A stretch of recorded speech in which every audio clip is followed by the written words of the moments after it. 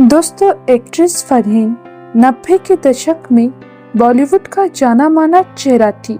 साल 1992 में आई फिल्म जान तेरे नाम से बॉलीवुड में डेब्यू करने वाली एक्ट्रेस फरहीन की खूबसूरती का जमाना कायल था। जान तेरे नाम फिल्म से रातों रात हिट हुई फरहीन उस वक्त हर किसी की पहली पसंद थी। यहाँ तक कि एक्ट्रेस को माधुरी दीक्षित की हमशक्ल कहा गया। फरहीन ने अपने करियर में अक्षय कुमार, संजय दत्त, रोनित रॉय जैसे टॉप स्टार्स के साथ काम किया है। फरहीन का जन्म साल 1972 में चेन्नई के एक तमिल मुस्लिम परिवार में हुआ था। फरहीन की मां हिंदू थी और पिता मुस्लिम थे। इनके परिवार से कोई भी सदस्य एक्टिंग की दुनिया में नहीं था। रीना रॉय, बरखा रॉय फरहीन की मां की बचपन की सहेली है। दोस्तों के कहने पर इन्होंने फोटोशूट करवाया और संयोग से उसी बिल्डिंग में एक प्रोड्यूसर रहते थे। उन्हें इनका फोटोशूट पसंद आया और इस तरह से इन्हें अपनी पहली फिल्म मिली। इस तरह इन्हें फिल्मों में आने के लिए कोई स्ट्रगल नहीं करना पड़ा। इनकी पहली फिल्म जान तेरे नाम साल 1991 में शूट हुई थी और फरवरी साल 1992 में रिलीज हुई थी। फरहीन फिल्म में रोनित रॉय के साथ दिखी थी। न सिर्फ ये फिल्म बल्कि इसके गाने भी सुपरहिट हुए थे। फरहीन को उनकी पहली ही फिल्म के बाद माधुरी दीक्षित की हमशक्ल कहा जाने लगा। उनके नैन नक्श और चेहरे के हाव भाव बिल्कुल माधुरी जैसे ही थे। फरहीन की कुछ तस्वीरें तो ऐसी हैं कि आप पहचान ही नहीं पाएंगे कि ये फरहीन है या फिर माधुरी। साल 1992 में जान तेरे नाम फिल्म के बाद फरहीन की साल 1993 में रिलीज हुई फिल्म सैनी, जिसमें फरहीन ने अक्षय कुमार की बहन की भूमिका निभाई थी। फरहीन ने बताया था कि मुझे अक्षय पर क्रश था। ऐसे में जब शूटिंग के दौरान उसे भैया कहकर बुलाना पड़ता था तो मैं अंदर तक हिल जाती थी। फरहीन ने बताया कि जब मैं 90 के दौरान घूमने गई थी तब पहली बार अक्षय को शूटिंग करते देखा था।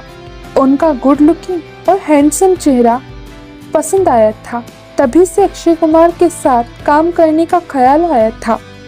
साल 1993 में ही फरहीन के पास एक ऐसी फिल्म का ऑफर भी आया जो आज की कल्ट क्लासिक फिल्मों में शुमार है।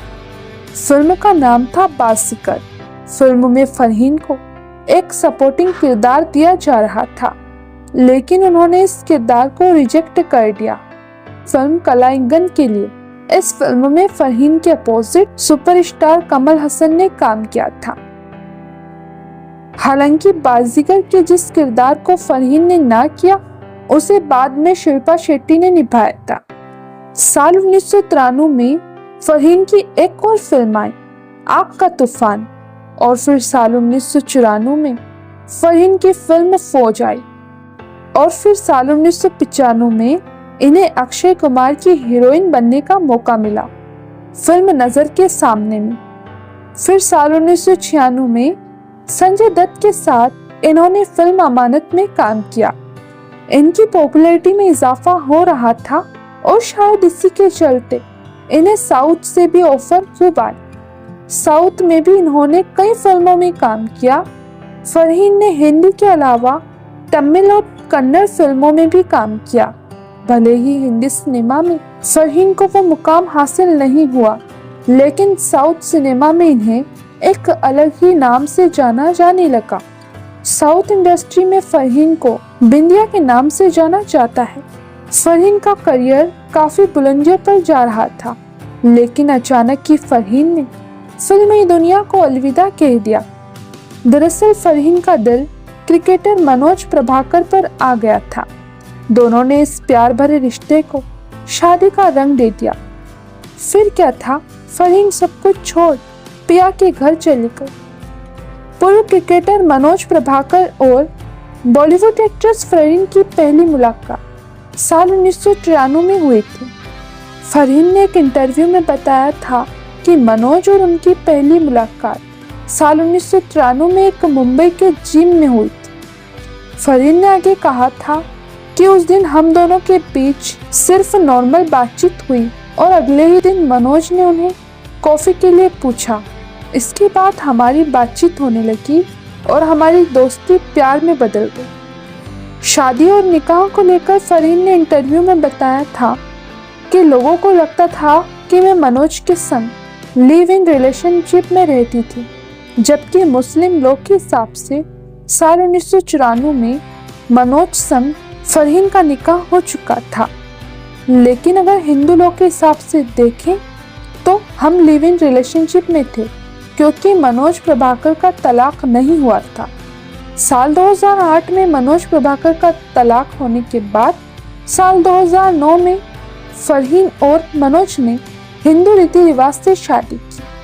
जब हिंदू लोग के हिसाब से शादी हुई तो उस समय फरहीन मां बन चुकी थी और उनकी शादी में उनके दोनों बेटे शामिल हुए थे। शादी के बाद फरहीन मुंबई से दिल्ली शिफ्ट हो गई थी। फरहीन कहती हैं कि शादी के बाद अगर मैं मुंबई में ही रहती तो शायद मैं आज भी काम कर रही होती। फरहीन प्रभाकर न सिर्फ अपने घर परिवार को संभाल रही हैं, बल्कि वो आज एक सफल बिजनेस वुमेन भी है। फरहीन का अपना हर्बल स्किन केयर प्रोडक्ट का बिजनेस है। वो नेचुरेंस हर्बल्स नाम की कंपनी की डायरेक्टर है, जिसे इन्होंने अपने पति मनोज प्रभाकर के साथ मिलकर खोला। पिछले 20 सालों से वो इस कंपनी को संभाल रही है।